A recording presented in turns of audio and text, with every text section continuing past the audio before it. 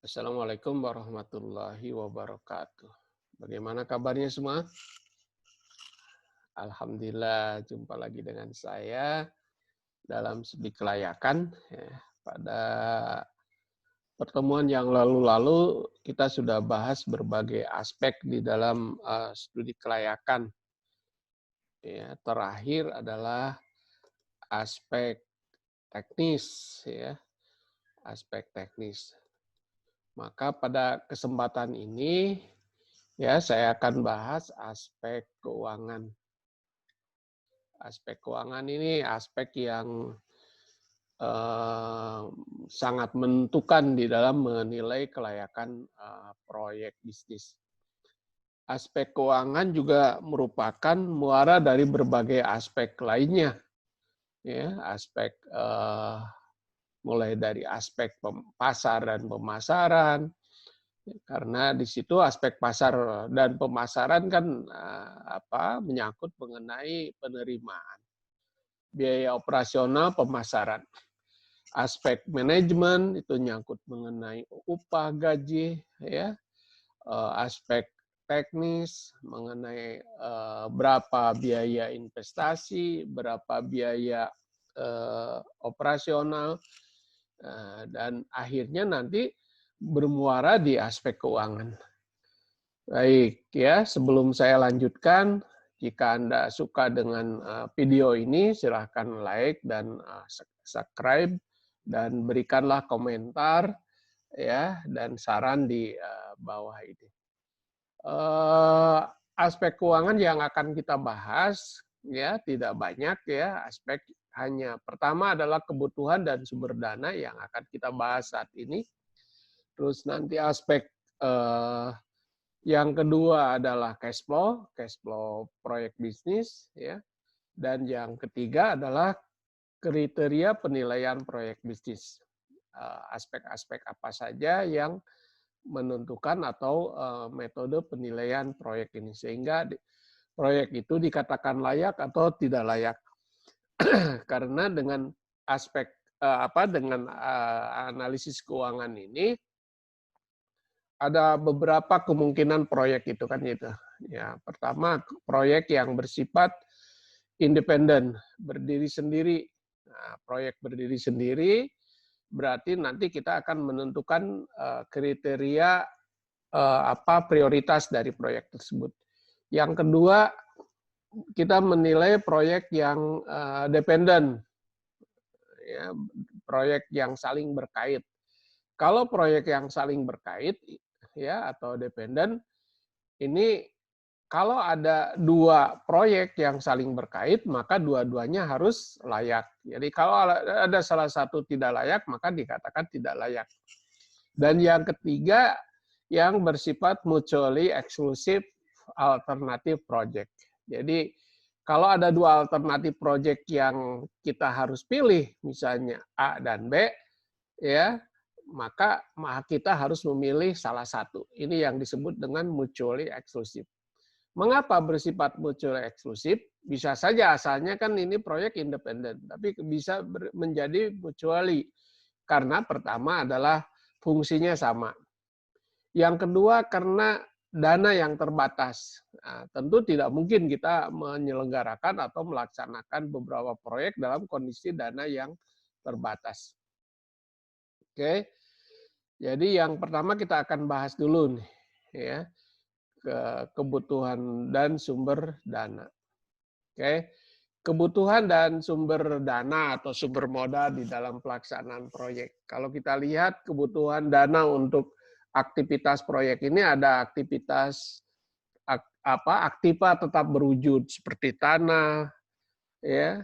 Tanah ini harus dipertimbangkan kemungkinan nanti pengembangan lokasi, bangunan dan perlengkapannya, atau bangunan dan peralatan lainnya, pabrik dan mesin, ya, aktiva tetap lainnya, aktiva tetap yang sifatnya equipment, ya.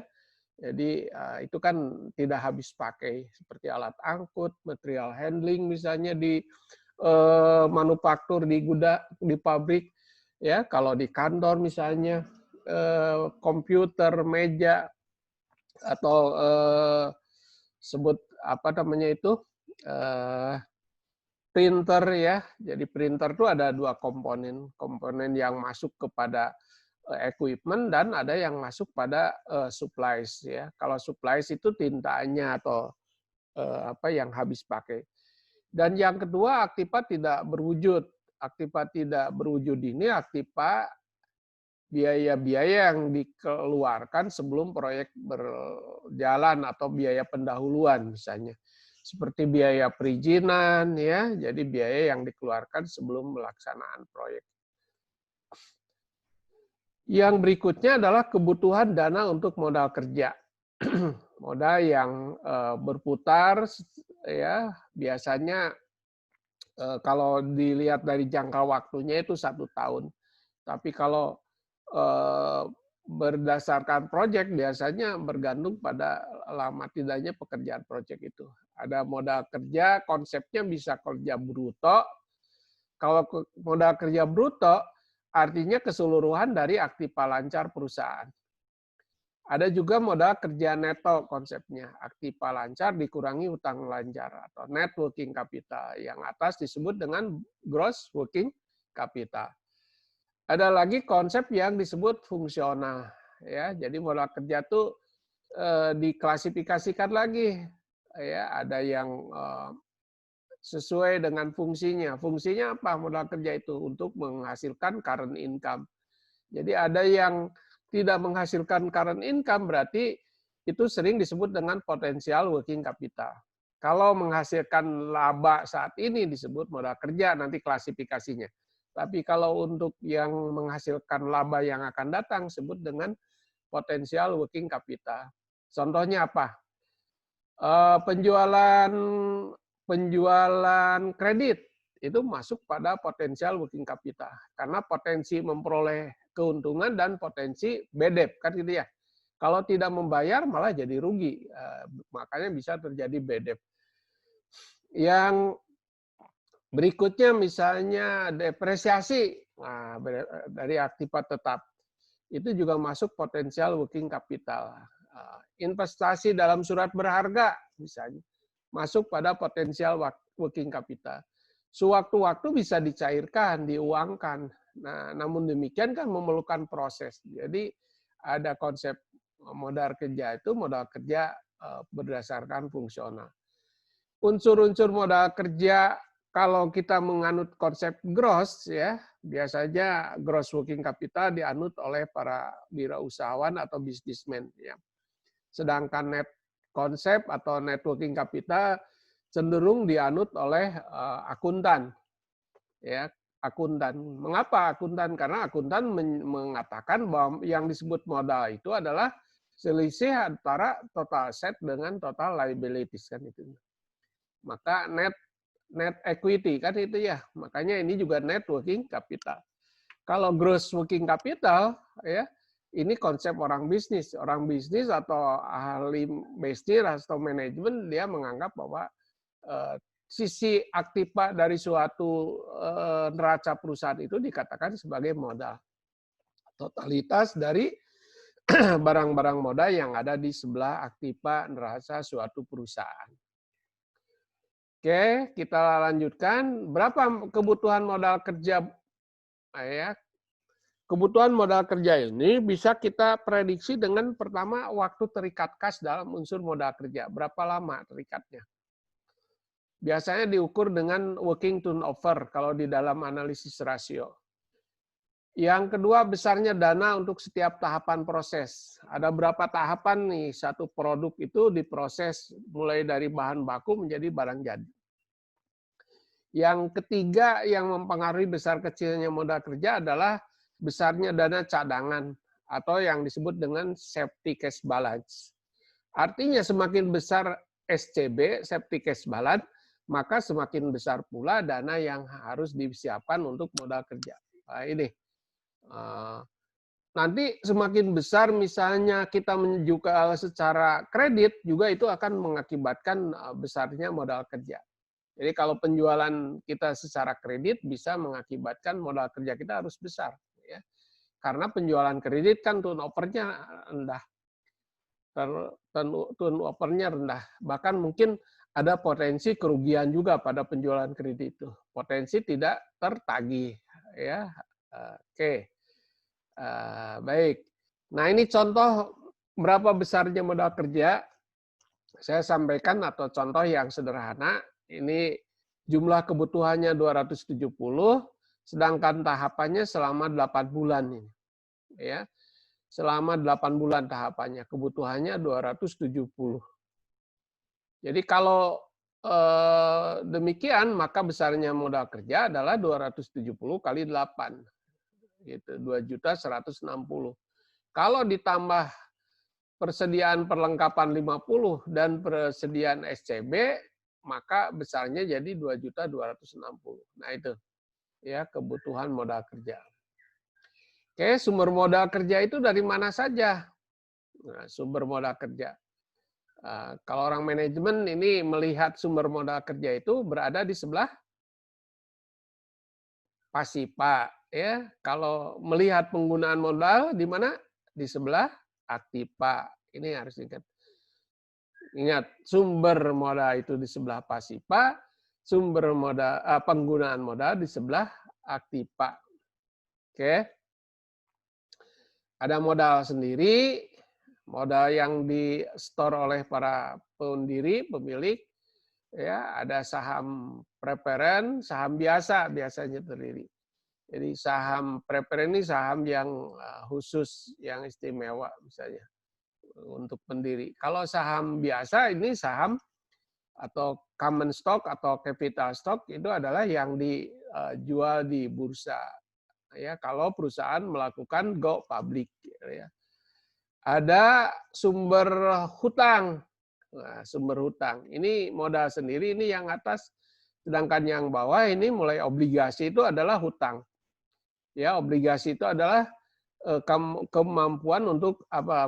Bukan kemampuan. Jadi kesediaan untuk memberikan atau membayar atau mengutang, ya. Ada obligasi biasa. Obligasi itu kenapa disebut biasa? Karena biasanya jangka waktunya tertentu, bunganya tertentu.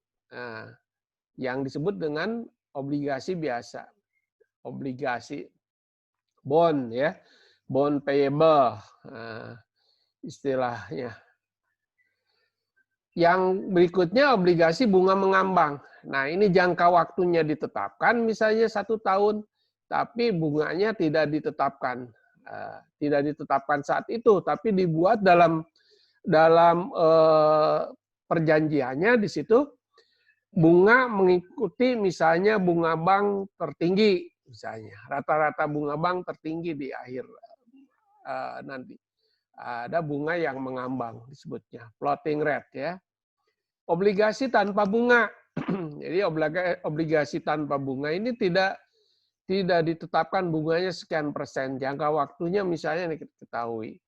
Contoh begini, suatu obligasi misalnya dengan nominal 1.000 ya per lembar ditawarkan sebesar 750 kepada debiturnya, ya. Ditawarkan 750. Saya ulangi, nominalnya 1.000 dan ditawarkan dengan harga 750. Nanti setelah masa obligasi itu jatuh tempo, si perusahaan bakal menarik lagi obligasi itu dengan nilai berapa? Nah, tentu dengan nilai 1.000, ya. Jadi si debitor memperoleh keuntungan sebesar 250. Ya, ada lagi obligasi konversi. Obligasi konversi ini atau sering disebut dengan convertible bond. Obligasi yang bisa ditukar dengan saham biasanya, dengan surat berharga lain. Ya, pada umumnya perusahaan bisa memberikan option kepada tadinya pemberi hutang atau pemilik obligasi menjadi pemilik, jadi pemilik perusahaan. Karena pemegang saham pada prinsipnya adalah dia sebagai pemilik perusahaan, kan begitu ya. Sedangkan pemegang obligasi adalah dia pemberi hutang. Jadi bisa saja obligasi itu ditukar dengan hutang. Keuntungannya bagi perusahaan apa? Keuntungannya yang pertama adalah bisa memperbaiki struktur modal nanti.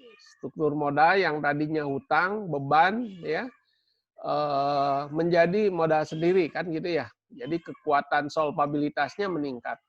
Ini ya, ini kekuatan solvabilitasnya meningkat. Yang berikutnya adalah kredit bank, ya, kredit yang berasal dari bank, biasanya jangka menengah sampai dengan jangka panjang. Berikutnya adalah leasing. Leasing ini adalah pihak lembaga keuangan yang memberikan kredit, tetapi dalam bentuk misalnya aktiva tetap gitu ya. Jadi tidak memberikan kredit dalam bentuk uang dia, ya, tapi dalam bentuk aktiva tetap seperti kredit untuk mesin misalnya, kredit untuk kendaraan, kredit untuk peralatan kantor gitu, itu adalah dengan cara leasing misalnya. Dan yang terakhir sumber modal adalah project finance. Project finance ini juga ada sebagai kredit, bisa G2G antar negara misalnya ya, atau G2B ya, atau B2G atau B2B project finance. Jadi bantuan bahasa halusnya ya, padahal kredit gitu pinjaman. Misalnya di APBN kita ada bantuan project dari negara tertentu gitu ya, padahal itu adalah kredit ya. Kredit misalnya yang harus dibayar. Kalau project finance biasanya terkait dengan project-project apa yang ada. Contoh misalnya di sini kreditnya untuk project kereta api cepat, ya untuk itulah gitu ya. Ada bantuan umumnya. Kalau bantuan umum itu sifatnya umum, bebas, boleh digunakan oleh Indonesia, diinvestasikan dalam bidang yang lain. Oke. Nah, terakhir di dalam pembahasan aspek keuangan, tentu saya tidak akan bahas aspek keuangan secara mendetail ya, karena Anda sudah mengikuti mata kuliah manajemen keuangan. Tentu silakan review lagi manajemen keuangannya ya secara keseluruhan ya, karena memang dalam studi kelayakan itu ya komprehensif ya, studi kelayakan itu seluruh materi kuliah yang sudah Anda lalui di semester-semester yang lalu itu harus direview lagi.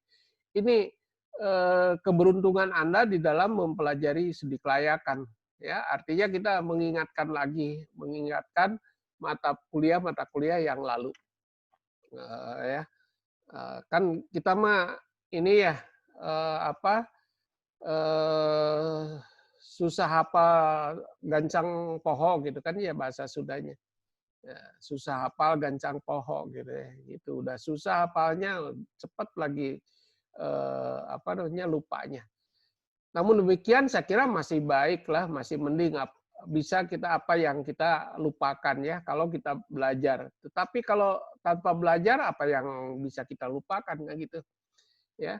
Oleh karena itu otak kita tidak akan meledak lah dengan belajar ya, terus saja belajar.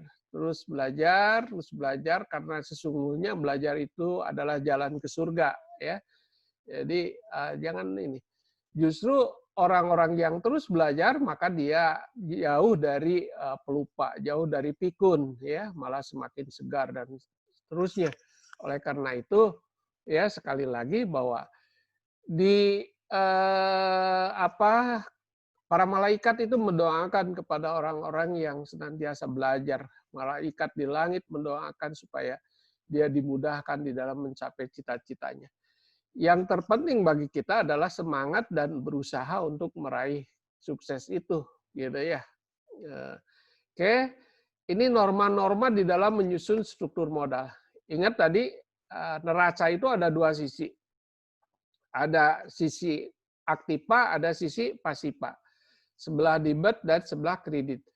Sebelah aktiva menunjukkan struktur keuangan, struktur kekayaan.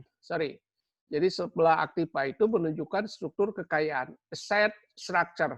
Sedangkan sebelah pasiva itu menunjukkan struktur keuangan atau financial structure dan capital structure. Nah, ada yang membedakan antara capital structure dengan financial structure, gitu ya. Ada yang anggap bahwa capital structure itu bagian dari financial structure karena dia menganggap bahwa capital structure itu adalah unsur-unsur dari permanen kapital seperti hutang jangka panjang dan modal sendiri, ya. Makanya dihitungnya adalah hutang jangka panjang dibagi dengan modal sendiri rasionya. Tetapi kalau financial structure itu adalah keseluruhan hutang, baik hutang jangka pendek maupun jangka panjang dibandingkan dengan modal sendiri. Nah, ini yang menganut konsep financial structure berbeda dengan capital structure. Akan tetapi kalau yang menganggap konsepnya sama tidak membedakan antara hutang lancar dan hutang jangka panjang. Nah, di dalam menyusun financial structure ada norma-norma, ada norma likuiditas, norma solvabilitas, norma rentabilitas, norma kekuasaan. Norma likuiditas itu kemampuan perusahaan untuk membayar hutang jangka pendek. Oleh karena itu, membandingkan antara aktiva lancar dengan hutang lancar, current asset dengan current liabilities. Ya. Current asset dengan current liabilities. Bandingkan. Nah, jadi kalau hasilnya ini ada yang mensyaratkan 200% ya, atau 2:1. Artinya 2:1 itu ya, Rp2 aktiva lancar menjamin Rp1 hutang lancar gitu ya, 2:1 atau 200%. Aktiva lancar dibagi hutang lancar. Dan lain sebagainya masih ada untuk mengukur current ratio untuk likuiditas. Yang berikutnya adalah norma solvabilitas atau bahasa lainnya juga leverage ya. Jadi kemampuan perusahaan untuk melunasi seluruh hutangnya, solvabilitas itu. Kemampuan perusahaan untuk membayar seluruh hutangnya. Di dalam analisis rasio, ukurnya adalah D per TA. D itu hutang, tadi debt atau B bond dibagi dengan TA. Nah, silakan mau B-nya B aktiva tetap saja atau keseluruhan tadi pada struktur kapital. Ya. D per TA, total asset. Atau bisa juga dengan D per E atau B per E. Rasio antara hutang dengan modal sendiri. Ini untuk mengukur solvabilitas. Menurut norma, jangan sampai melebihi 50% ini yang aman itu. Jangan sampai melebihi 50%. Artinya hutang itu maksimal 50% dari total aset. Ya, kalau melebihi maka bisa terjadi unsolvable, gitu ya. Unsolvable ini ketidakmampuan membayar nanti ketika dilikuidasi. Dan yang berikutnya adalah norma rentabilitas, kemampuan labaan. Jadi kemampuan perusahaan untuk menghasilkan laba dari modal yang ditanamkannya. Ya, jadi ini kan apa pentingnya laba atau rentabilitas atau bahasa lainnya profitabilitas. Ini lebih penting rentabilitas atau profitabilitas karena laba dibagi modal. Ya, nanti profitabilitasnya ngukurnya banyak. Ada yang pakai profit margin, ada net profit margin ya.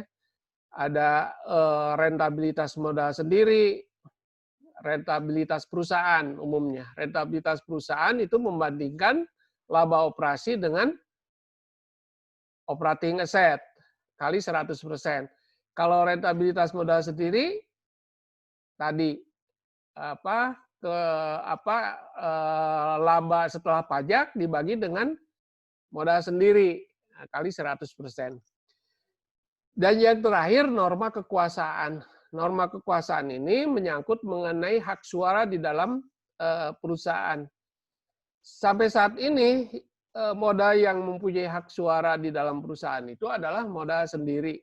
Oleh karena itu pada saat rapat pemegang saham, ya, rapat pemegang saham, apalagi ada rapat pemegang saham istimewa, biasanya di situ adalah pemilihan direksi, ya, pemilihan para komisaris juga.